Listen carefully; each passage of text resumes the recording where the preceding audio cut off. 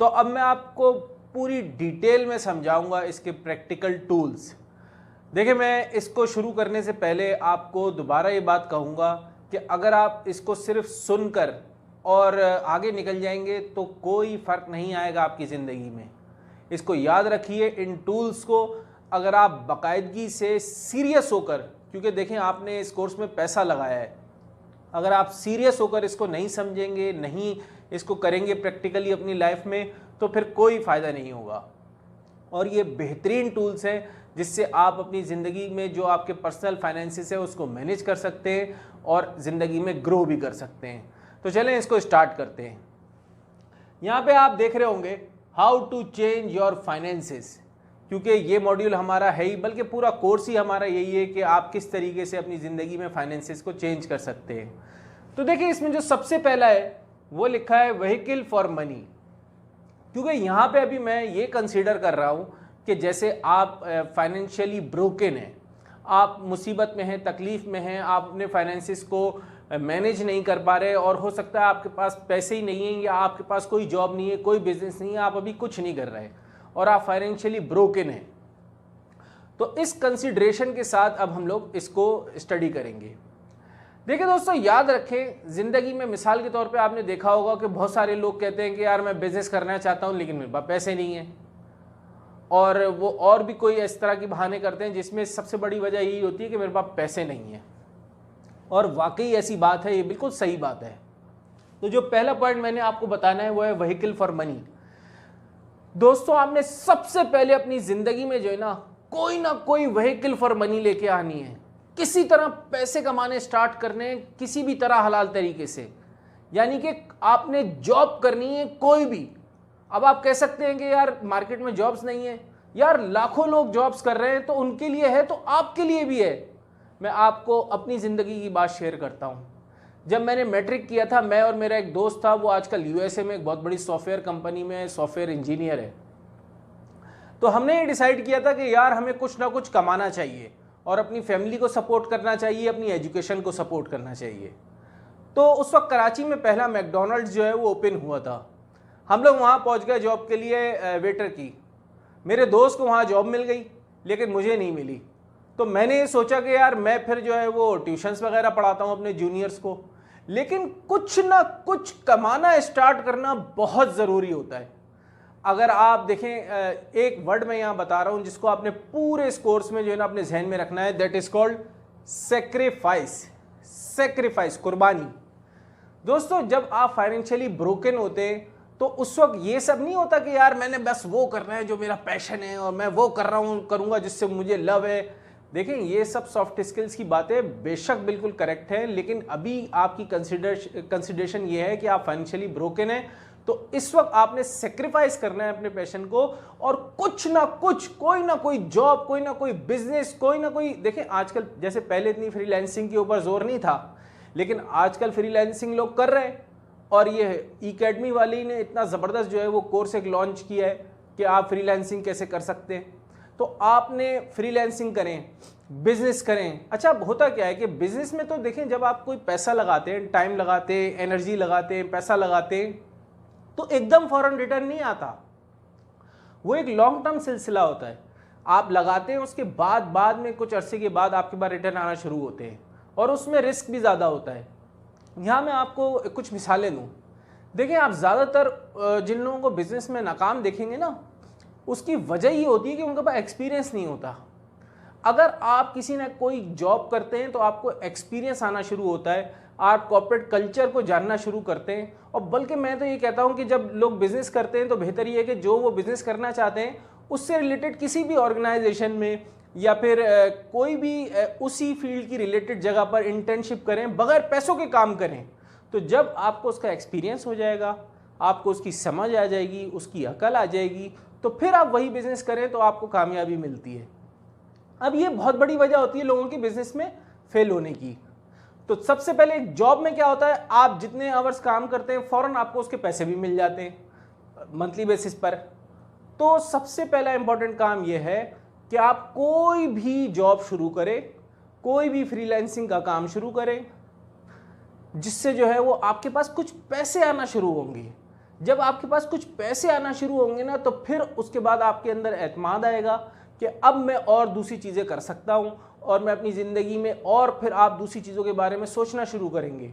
देखिए, हमने भी इसी तरह ज़िंदगी में किया और फिर उसी तरह करते करते करते फिर आगे बढ़े। तो आप अभी, मुझे नहीं पता कि आप जो भी जिस एज में है, जो भी उसकी फाइनेंशियल कंडीशन है, आपने कोई ना कोई व्हीकल फॉर मनी अपनी लाइफ में लेके आनी है, ताकि एक सिलसिला शुरू हो जाए आपकी ज़िंदगी में पैसों के आने का। अब यहाँ पे आप फिक्र मत कीजिएगा कि यार मैंने कोई वेटर की जॉब करनी है, या मैंने रेस्टोरेंट में जॉब करनी है, या ऑफिस में ऑफिस असिस्टेंट की जॉब करनी है, कोई टीचिंग की जॉब करनी है, ट्यूशन्स पढ़ाने, कोई बाय सेल करना है, कुछ भी करना है। बस आपने ये देखना है कि कोई ना कोई पैसों के आने का सिलसिला आपकी ज़िंदगी में शुरू हो जाए। तो ये था सबसे पहला पॉइंट। इसमें जो दूसरा पॉइंट है वो मैंने यहाँ मेंशन किया है क्योंकि उसमें काफ़ी सारी डिटेल्स थी। दूसरे पॉइंट है वो है मैनेज फाइनेंसेस। देखिए, अब जब आपकी ज़िंदगी में पैसा आना शुरू हो गया तो अब सबसे बड़ी प्रॉब्लम ये होती है, क्योंकि हम लोग जब इसको कहते हैं ना पे चेक टू पे चेक, पैसा आया पूरा खर्च कर दिया, ख़त्म कर दिया, बिल्कुल हैंड टू माउथ हो गए, कोई फ़र्क नहीं आ रहा ज़िंदगी में। अपने जो आपकी ज़िंदगी के पर्सनल फाइनेंसेस है वो मैनेज ही नहीं है, कौन सा पैसा कहाँ जा रहा है किसी को पता ही नहीं है। बस ये कि यार जो पैसा आया वो पूरा पैसा खर्च हो गया, ख़त्म हो गया।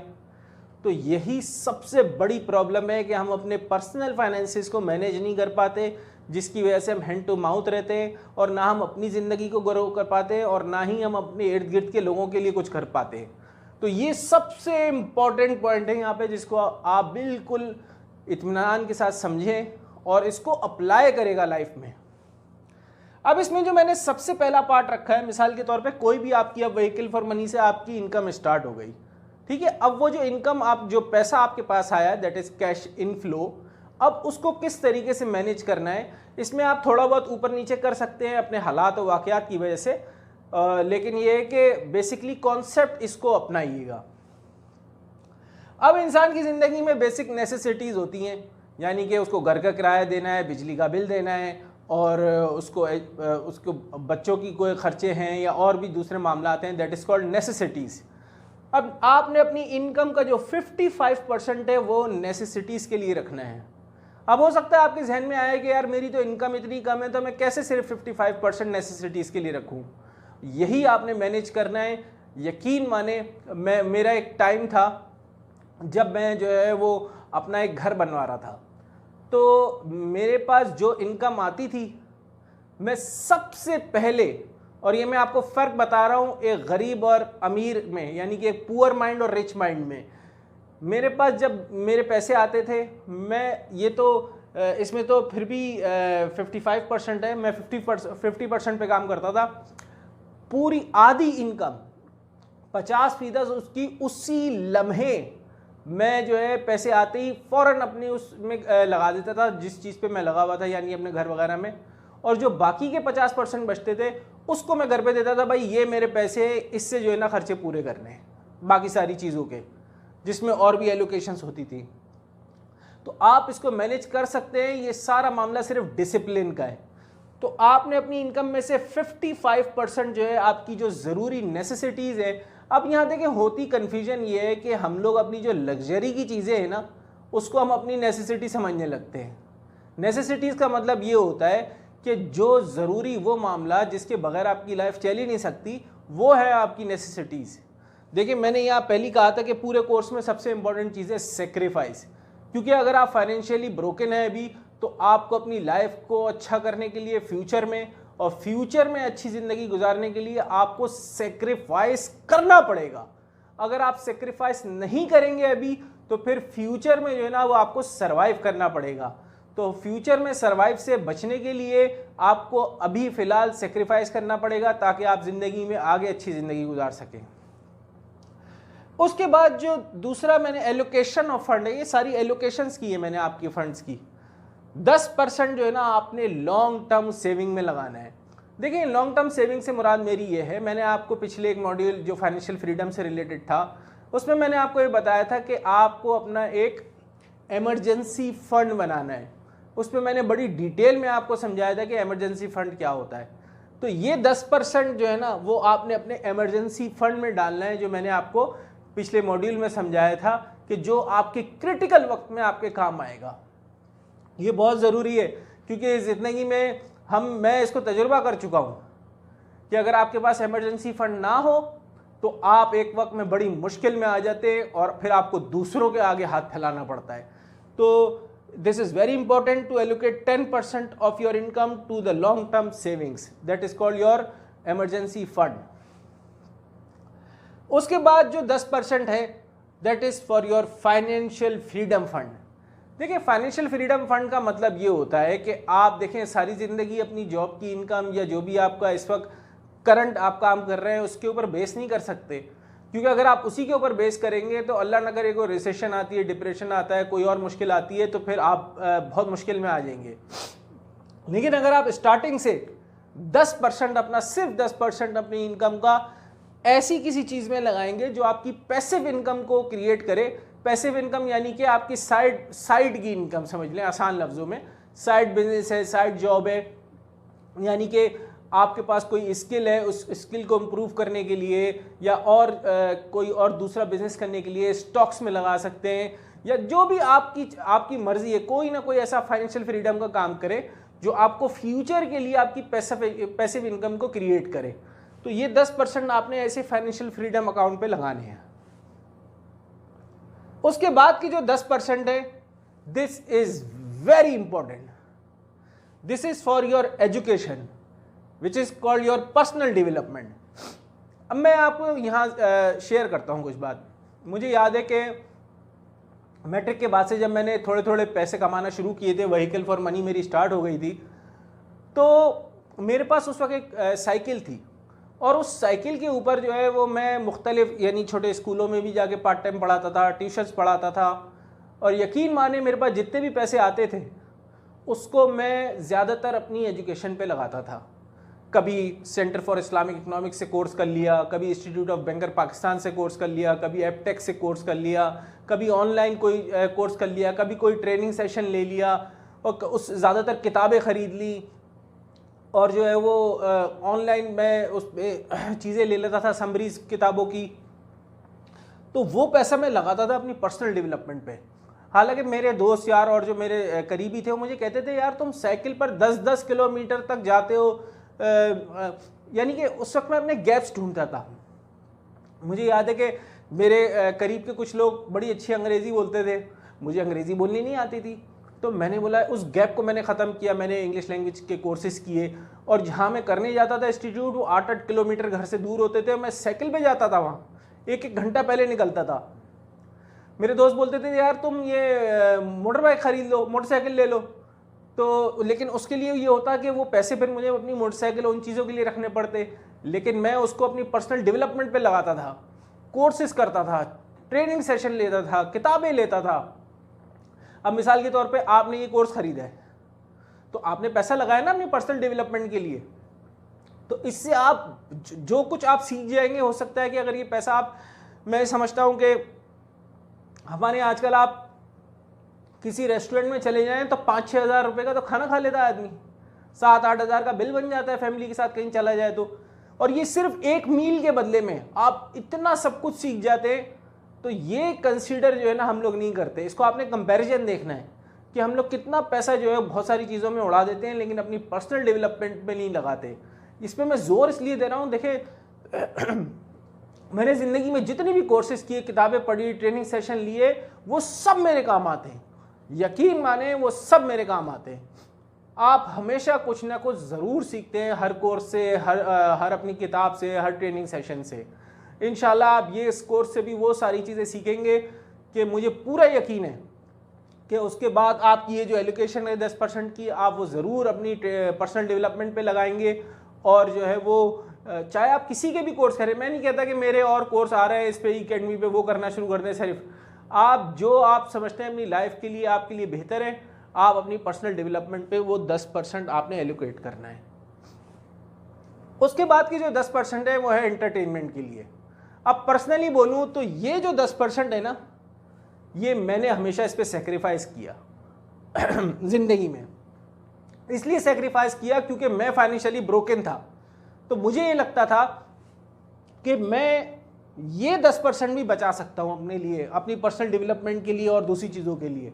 लेकिन देखिए, जब इंसान काम करता है और इतना सब कुछ करने के बाद फ़ायदा क्या अगर वो कोई फ़न ना करे, कोई इंटरटेनमेंट ना हो, अपनी फैमिली को घुमाए फिराए ना, कहीं कुछ बच्चों को कोई इंटरटेनमेंट की कोई चीज़ ना कराए।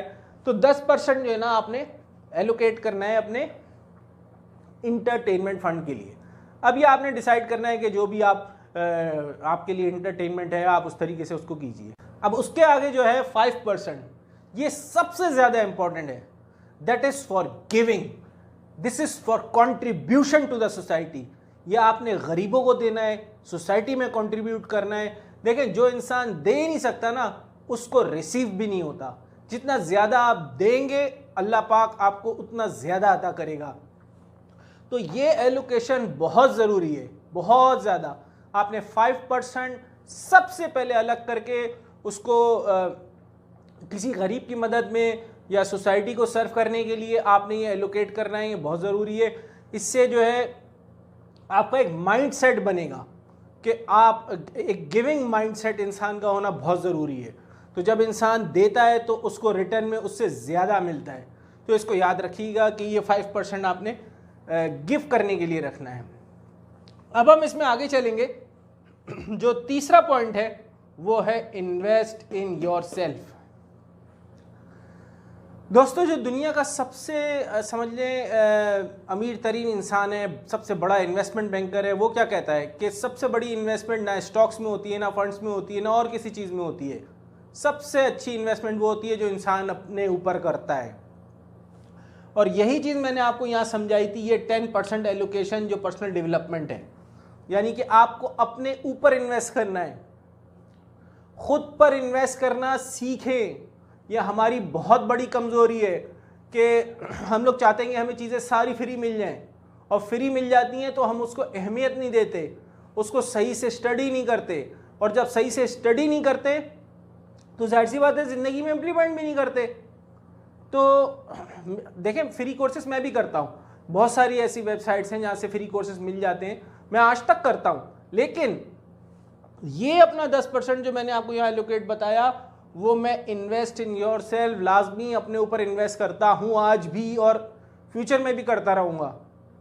क्योंकि मुझे पता है इस बात का कि ये जो पॉइंट है ना, इन्वेस्ट इन योर सेल्फ, ये मुझे इतना फ़ायदा पहुँचाता है फ्यूचर के लिए कि इससे ज़्यादा मैं ये नहीं कह सकता कि और कोई चीज़ ज़्यादा फ़ायदा पहुँचाती होगी। आप अपनी फील्ड से रिलेटेड, आप अपने जो भी मुश्किलात हैं उससे रिलेटेड चीज़ों को फाइंड करें and invest in your self. इसको सीखें, इसको लर्न करें कि यार खुद पे इन्वेस्ट करना चाहिए। मिसाल के तौर पे आप अपने लिए एक अच्छी शर्ट खरीदते हैं, ऑफिस के लिए टाई खरीदते हैं, आप अपने ऊपर इन्वेस्ट कर रहे हैं। ये क्या मैं आपको बताता हूँ कि मैंने देखा है कि कुछ लोग आप देखते होंगे ऑफिस में ऐसे ही आ जाते हैं, चप्पल पहनी हुई आ गए, तो उनकी कोई मतलब मैं ये नहीं कह रहा कोई अमीर और गरीब वाली बात, लेकिन हर जगह का एक कल्चर होता है ना, तो उनको कोई अच्छी निगाह से नहीं देखता।